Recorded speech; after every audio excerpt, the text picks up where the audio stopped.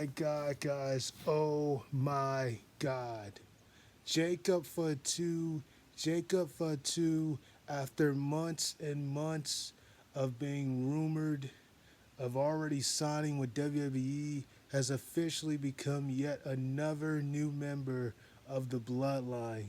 In a night where CM Punk was attacked by Drew McIntyre backstage, actually where the garage was backstage after Drew McIntyre quit on Raw after being angry at CM Punk screwing him out of the title, the World Championship against Damian Priest at Clash at the Castle. What a SmackDown ending. And you know what's crazy about this, guys? It's really making this whole thing when Roman come back even more interesting. We've seen Jimmy get kicked out. We've seen, uh, Paul Heyman. Even when that happened, he wasn't fond of it. He didn't approve of it. We've seen how now Solo, you know, said how took and stomped on Paul Heyman's phone when he tried to call Roman after WrestleMania, the night after SmackDown after WrestleMania, when Tama Tonka entered the picture, was the guy who kicked Jimmy out.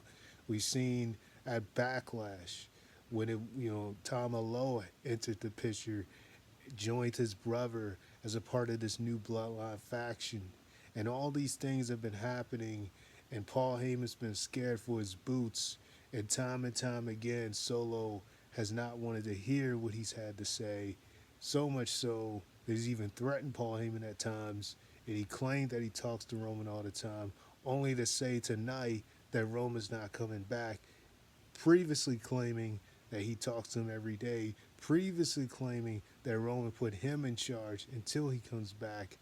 This was insane. And I gotta say,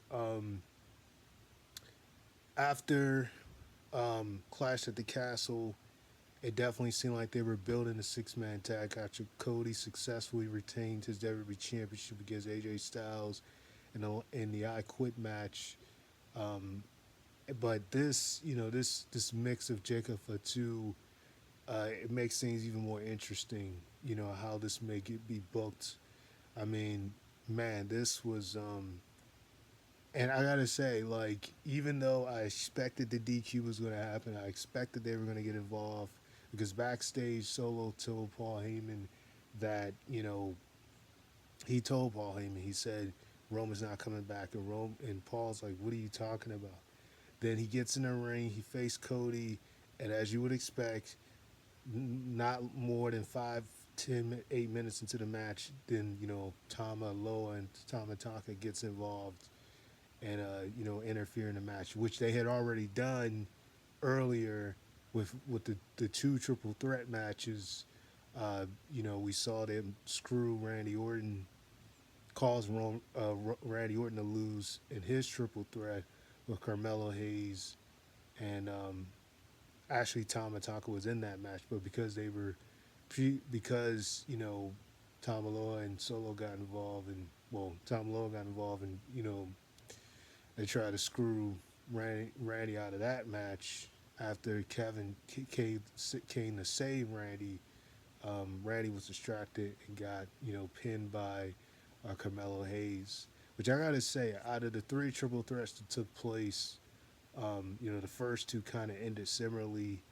With Chelsea Green still in the win from Bianca, pinning Meacham, which I gotta say, kind of makes sense. She would do that with her character, but fully, I guess this probably means they're gonna get a rematch at Money in the Bank with Bianca not qualifying. Um, but it was a big win for Chelsea Green, so it was big for her, and a really good, solid opener triple threat.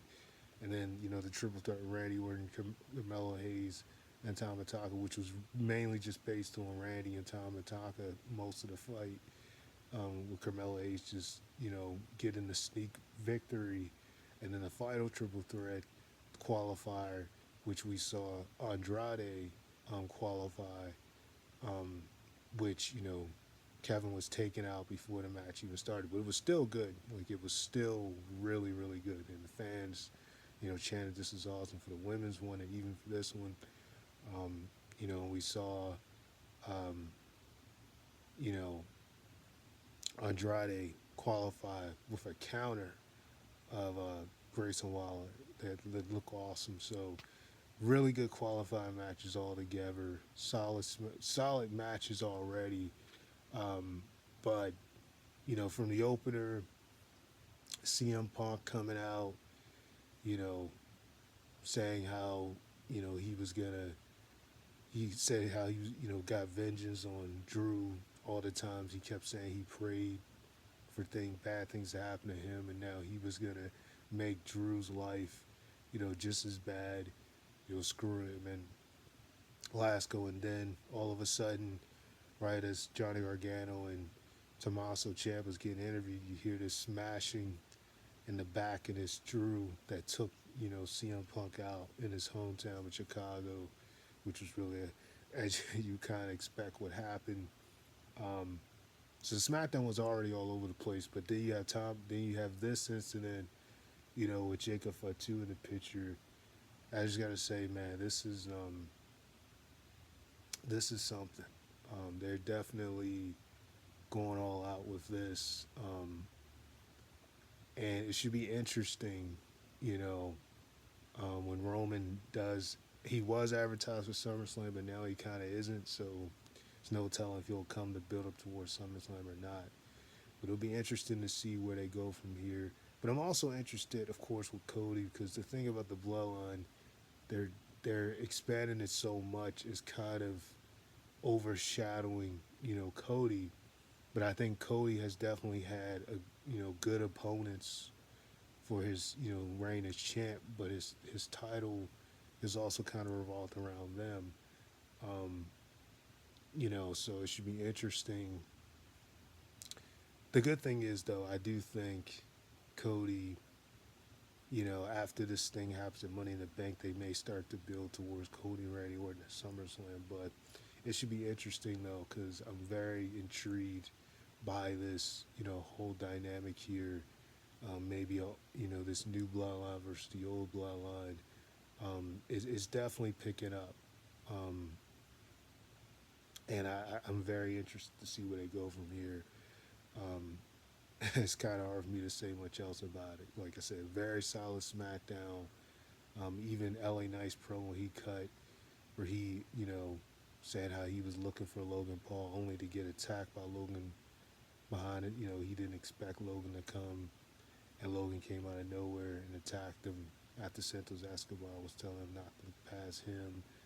And yeah, man, I mean, this SmackDown was kind of all over the place. Raw, was in his own league with the Drew quitting and the Y6 debut, and even, the incident you had with even like, you know, um, the Otis, leaving Chad Gable after after Chad got squashed by, Braun Strowman. And Raw already was kind of everywhere with its own lead. Raw was just it was Seth Rollins came back, which was a pleasant surprise. Going to be facing Damian Priest at Money in the Bank for the title. So yeah, Raw was on it, but SmackDown did good too tonight, and I'm really looking forward to how this plays out. Because now you have another member of this new Bloodline faction. Um, and it should be interesting to see if down the line they have like an old OG Bloodline versus this Bloodline. Um, it's kind of like the Bullet Club all over again. Um, but yeah, definitely interesting. So that's pretty much it, guys.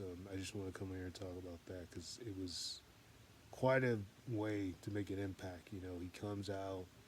Solo looks like he's outnumbered after Randy Orton and Kevin Owens come to save Cody attacking Tama, and then all of a sudden he smiles, and then Jacob Fatu comes out of nowhere and attacks both of them and puts Cody Rhodes through a table after taking out Randy Orton and Kevin Owens.